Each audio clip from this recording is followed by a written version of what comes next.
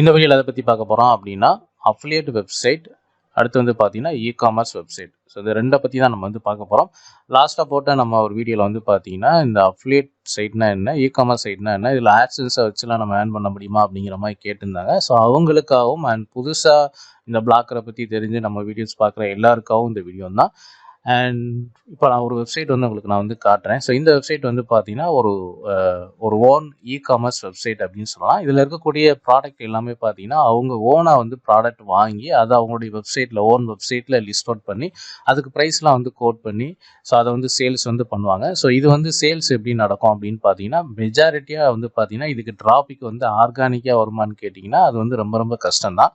So அதுக்கு என்ன பண்ணுவாங்க, ஆல்டர்னேட்டிவாக வந்து பார்த்தீங்கன்னா அந்த ப்ராடக்ட்லாம் சேல் பண்ணணும் அப்படின்னா இன்ஸ்டாகிராம் ஆடு, அடுத்து வந்து பார்த்தீங்கன்னா அண்ட் மற்ற வெப்சைட்டில் வந்து ஆட் கொடுக்குறது, அண்ட் யூடியூப்பில் வந்து ஆட் கொடுக்குறது, ஃபேஸ்புக்கில் வந்து ஆட் கொடுக்குறது. அது இல்லாமல் அவங்க சோசியல் மீடியாவில் வந்து குரூப்ஸ் வந்து ஃபார்ம் பண்ணுவாங்க. உதாரணத்துக்கு வாட்ஸ்அப் குரூப்பு, இன்ஸ்டாகிராமில், ஃபேஸ்புக்கில் வந்து குரூப் க்ரியேட் பண்ணுறது. ஸோ அங்கே ஆடியன்ஸை வந்து சேர்க்குறது, உங்கள் ப்ராடக்டோட இமேஜஸ் எல்லாமே வந்து ஷேர் பண்ணி அண்ட் அதுக்கேற்ற மாதிரி ஆடியன்ஸை சேர்த்து அங்கேருந்து அவங்க ப்ராடக்ட் வந்து ஷேர் பண்ணுவாங்க. ஸோ அந்த ஆடியன்ஸ் வந்து பார்த்திங்கன்னா இங்கே வந்து பை பண்ணுவாங்க. ஸோ இந்த மாதிரி தான் இவங்களுடைய அந்த இ-காமர்ஸ் சைட் வந்து ஃபங்க்ஷன் ஆகிட்டு இருக்கும்.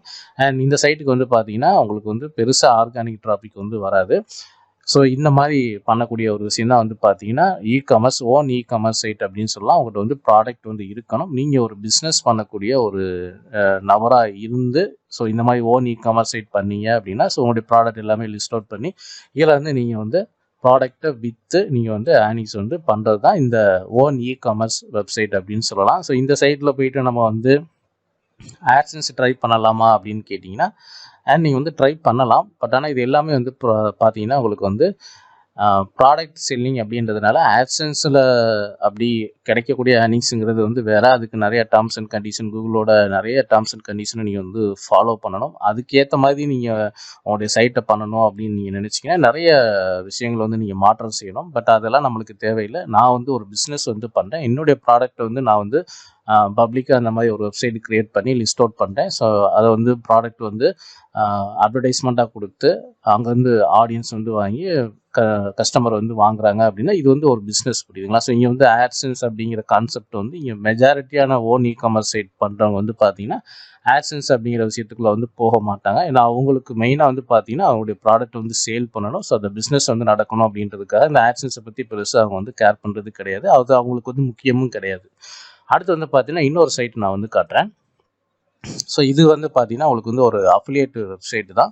ஸோ இதில் வந்து உங்களுக்கு கான்செப்ட் வந்து பார்த்தீங்கன்னா இதில் வந்து மேக்ஸிமம் வந்து பார்த்தீங்கன்னா உங்களுக்கு வந்து அமேசானோட அஃபிலியேட் லிங்க் தான் வந்து கொடுத்துருப்பாங்க. ஸோ இந்த மாதிரி சைட்லேயும் நீங்கள் வந்து ஆட்சன்ஸ் வந்து பண்ணலாமா அப்படின்னு கேட்டிங்கன்னா ஸோ இதுலேயுமே ஆட்சன்ஸ் வந்து அப்ளிகபிள் தான். நீங்கள் வந்து தாராளமாக அப்ரூவல் வந்து வாங்க முடியும். ஆனால் ஒரு ப்ராடக்ட் வந்து சேல் ஆகிறதுக்கும் அண்ட் ஒரு ஆட்சன்ஸில் ஒரு ஆடு கிளிக் பண்ணி அது மூலிமா உங்களுக்கு கிடைக்கக்கூடிய ஏர்னிங்ஸையும் நீங்கள் வந்து கம்பேர் பண்ணாதான் எது பெஸ்ட்டு, எதில் கான்சன்ட்ரேட் வந்து பண்ணலாம் அப்படின்னு சொல்லிட்டு உங்களுக்கு ஒரு முடிவுக்கு வந்து வர முடியும். உதாரணத்துக்கு நான் இப்போ இந்த போஸ்ட் வந்து ஓப்பன் பண்ணியிருக்கேன். ஸோ இதில் வந்து பார்த்தீங்கன்னா கார்கோ கேரியர்ஸ் அப்படின்னு சொல்லிட்டு இந்த ப்ராடக்ட்டை பற்றி ஒரு டாப் 5 ப்ராடக்ட்டை பற்றி இதில் வந்து உங்களுக்கு வந்து கொடுத்துருக்குறாங்க. அண்ட் இதில் வந்து கண்டென்ட் வந்து பாருங்கள், டேபிள் ஆஃப் கண்டென்ட் எவ்வளோ பெருசாக கொடுத்துருக்காங்கன்னு பாருங்கள். இது ஒரு அஃபிலியேட் சைட்டு தான்.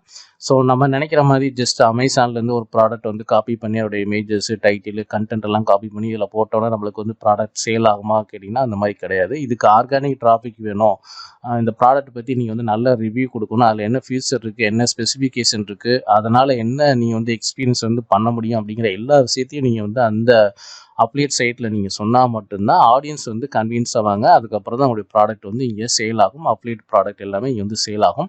ஸோ இதில் வந்து பாருங்கள் கண்டென்ட் வந்து எவ்வளோ தூரம் எழுதியிருக்காங்கன்னு பாருங்கள். நீங்கள் வந்து பார்த்தீங்கன்னா அமேசானோட பை லிங்க் வந்து கொடுத்துருக்குறாங்க. ஸோ இது வந்து அப்ளியேட் லிங்க் தான். அண்ட் அது கீழே வந்து பார்த்தீங்கன்னா உங்களுக்கு வந்து கண்டென்ட் வந்து எவ்வளோ பெருசாக எழுதியிருக்கிறாங்க, அந்த ப்ராடக்ட்டை பற்றி எந்த அளவுக்குலாம் வந்து சொல்ல முடியுமோ, அதில் என்னென்ன அட்வான்டேஜ் இருக்குது, எல்லா விஷயங்களையுமே வந்து பார்த்தீங்கன்னா டிஸ்அட்வான்டேஜ் என்ன அட்வான்டேஜ் இருக்குது, ஸ்பெசிஃபிகேஷன், அதோடைய ஃபியூச்சரு, அதோடைய ப்ரைஸ் எல்லாமே வந்து டீட்டெயிலாக இந்த அளவுக்கு நீங்கள் எக்ஸ்பிளைன் பண்ணால் தான் ஆடியன்ஸ் வந்து இந்த 5 ப்ராடக்ட்டில் ஏதாவது ஒரு ப்ராடக்ட் வந்து அவங்க கிளிக் பண்ணி வாங்குறதுக்கு அதிகமான சான்சஸ் வந்து இருக்குது. ஸோ அப்ளியேட் சைட்னா நம்ம வந்து ஜஸ்ட் ப்ராடக்ட் வந்து டைட்டில் கொடுத்துட்டு அமேசான்லேருந்து காப்பி பண்ணி போட்டுட்டோம் அப்படின்னா அது வந்து பை பண்ணிடும் அப்படின்ற மாதிரி அர்த்தம் வந்து கிடையாது. உங்களுக்கு ஆர்கானிக் ஆடியன்ஸ் வந்து வேணும். அதுக்கு நீங்கள் இவ்வளோ தூரம் எஃபோர்ட் போட்டால் மட்டும்தான் இந்த அப்ளியேட் சைட்லையுமே நீங்கள் வந்து ஏர்னிங்ஸ் வந்து பண்ண முடியும். ஸோ அதுக்கு பேக் எண்டில் வந்து பார்த்தீங்கன்னா நீங்கள் வந்து நிறைய ஹார்ட் ஒர்க் வந்து போடணும்.